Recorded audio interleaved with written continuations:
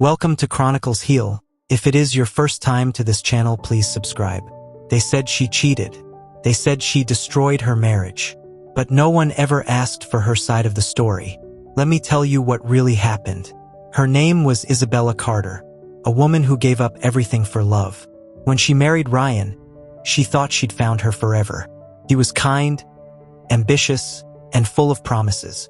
They built a life together, a house, a business, a dream. But behind every perfect smile, there's a shadow waiting to appear. It started with whispers, rumors that Isabella was seeing another man. Pictures started circulating, blurry, edited, and cruel. Ryan didn't even ask for the truth. He just walked out. One night, he came home, threw his ring on the table and said, "I trusted you more than myself, and you made a fool of me." Isabella stood frozen. She begged him to listen, to check the facts, but Ryan was already gone. Within a week, he filed for divorce. The house, the money, the respect, all taken. She was left with nothing but shame. Her name became a joke in her community. Friends stopped calling. The business they built together was sold under her nose. But Isabella wasn't weak. No, pain changed her. It sharpened her. She decided she wouldn't just survive. She would rise. She moved to another country and started again, quietly. She studied marketing, learned coding, and began a new company from her laptop. For 3 years, she worked like a ghost. No sleep, no friends, no distractions. And when she finally stepped back into the spotlight, the same world that mocked her applauded her. Her brand became global, her face on magazines, her voice at conferences. Before I continue with this story, and you find this story interesting and inspired, please do where to subscribe. It motivate me to write more. Let's continue. Then one day she got an email from him, Ryan. He'd lost everything. The business he took after the divorce had collapsed. He asked to meet, said he just wanted to talk. When he entered her new office, he froze. Her name was on the building. The woman he thought would break now owned a company 10 times larger than his. He looked at her and whispered, "You really didn't cheat, did you?" She smiled, calm, powerful, and distant.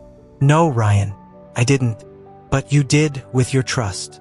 And as he stood there, speechless, she walked past him and said, "Some revenge doesn't come from hate. It comes from success." Ryan stood there, still as stone. He couldn't believe what his eyes were seeing. The woman he once humiliated, the woman he called a liar, now owned the very empire he used to dream about. He tried to smile, tried to play calm. "Isabella, I know I made mistakes. I was angry, I was misled. But we can fix this. We can start again." Isabella looked at him, not with hate, but with peace. She had already outgrown him. She saw a man still trapped in his own ego. "Start again," she said quietly. "Ryan, while you were busy breaking me, I was busy rebuilding myself." He looked down, ashamed. He tried to explain how the rumors started, how someone in his circle faked the photos, how jealousy from friends poisoned his mind. But it was too late. You can't apologize for burning a house after the fire has eaten everything. Isabella forgave him, but she never forgot. She offered him a seat at her company, not out of pity, but as a test to see if he had truly changed.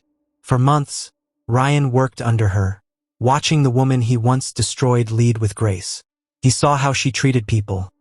Fair, kind, never cruel. It broke him more than revenge ever could. One afternoon at a global conference, Isabella stood before thousands of people. Ryan sat in the front row, silent. She spoke not as a victim, but as a conqueror. "I was once accused of something I never did. I lost everything. But pain has two choices. It can destroy you, or it can build you. I chose to build." The crowd clapped. Cameras flashed.